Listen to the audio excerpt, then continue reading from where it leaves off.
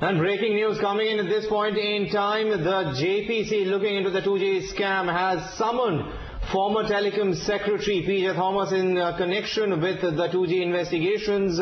Shantanu joining us to give us more details. Shantanu.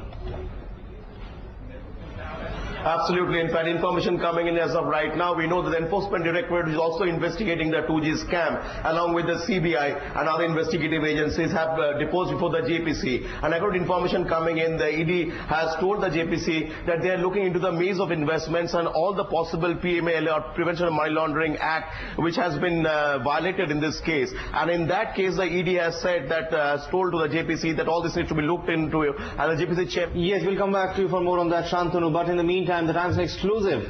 For the first time, Times now has access to the full details of the 2G scam probe report submitted to the JPC.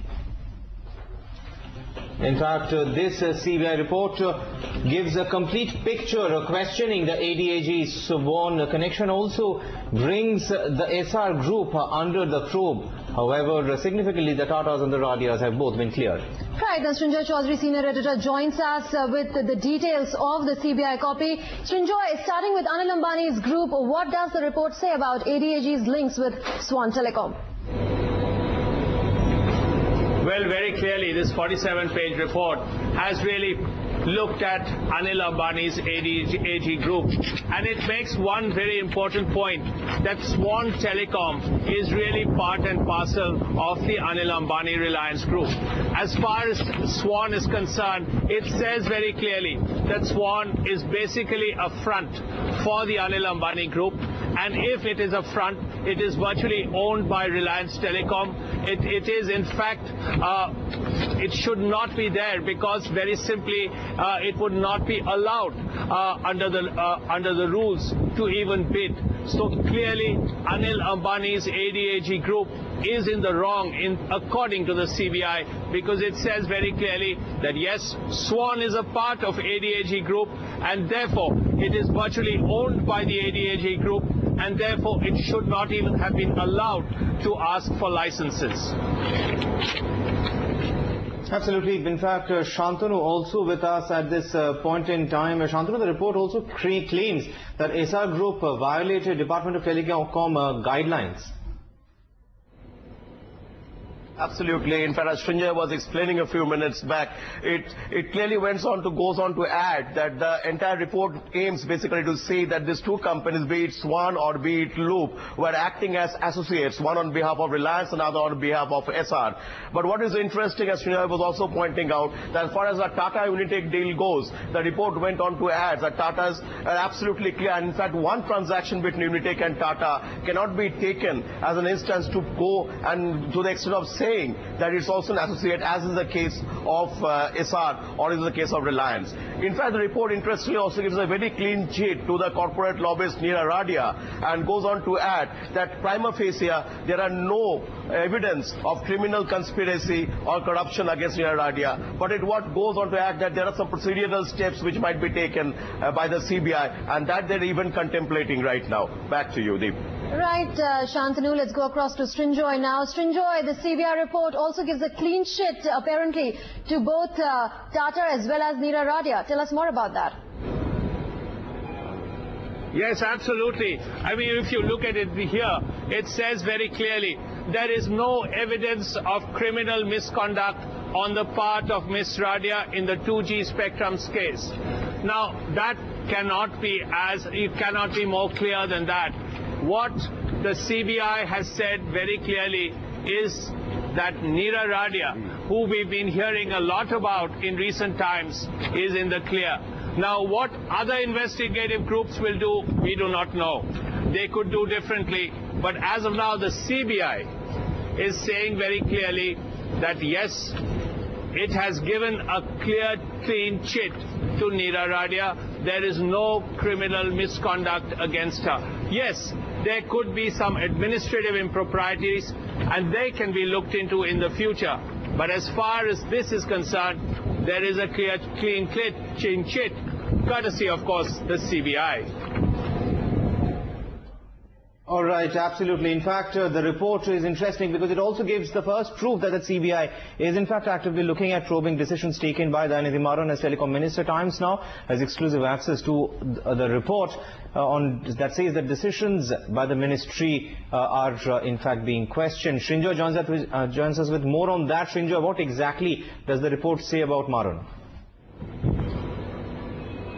Well, as far as Mr. Maran is concerned, even yesterday, it's not just this report, but the JPC chairman, Mr. PC Chako, also spoke about this. Well, there are these ASL deals which were delayed. And there were 14 of them, in fact. And the point that has been made again and again is that the CBI has begun a preliminary investigation in these cases. Now, what the investigations will reveal, we will know very shortly, perhaps in the near future. But we know that Mr. Raja already is in jail. We don't know what will happen to Mr. Maran. But yes, the investigation, the CBI investigation against him on the ASL issue and other issues have already begun. Right, Srinjoy and Shantanu, thanks for those updates. So Times now has access, which is exclusive to the CBI report, which was submitted to the Joint Parliamentary Committee. And adding to Danyati Maran's troubles, even the DMK seems to have abandoned him.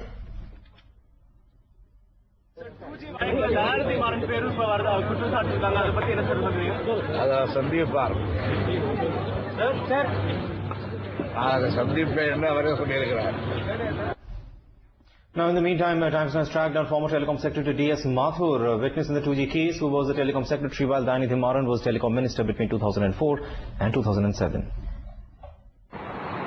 So we wanted to speak to sir on these, you might have seen the news on this Yes, but I had told you that I will not speak on this. So you just I will not speak. I will not speak on these matters. So but you are there at the helm of things. I have been there. Charges are being made for I will not discuss this matter at all.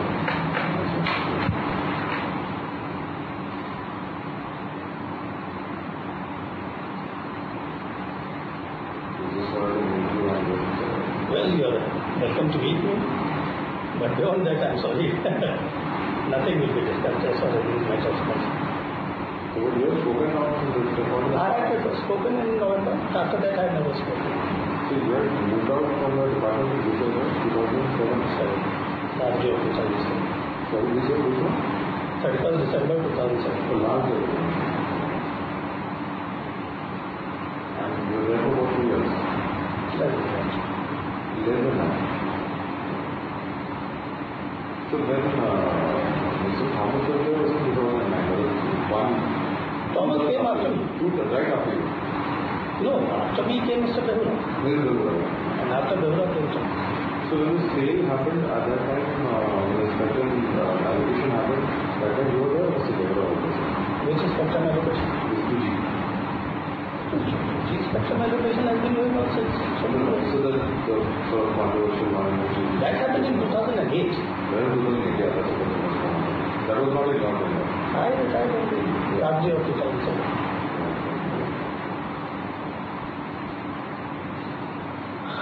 So when this whole match thing was there, were you there in office at all? Sorry, nothing on that. I will not talk on that. जो आपको लोग बताओ, मुझे ये लग रहा है कि मुझे इस बारे में कुछ नहीं करना है, ये लग रहा है। आप तो अपने तक टीवी वाले का जो आप बोलोगे वही हम दिखाएंगे, मगर मैं बोलना नहीं चाहता ना।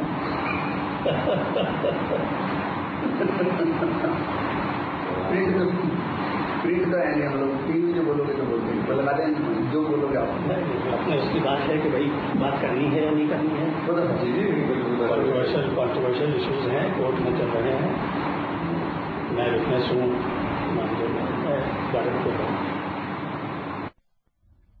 So D.S. Mathur, who was the Telecom Secretary at the time when Danyati Maran was the Telecom Minister, not refusing to tell much on the 2G scam. Well, we'll swim to a break now, but after we come back, even as Anna Hazare breaks his day-long fast, citizens continue to voice their support.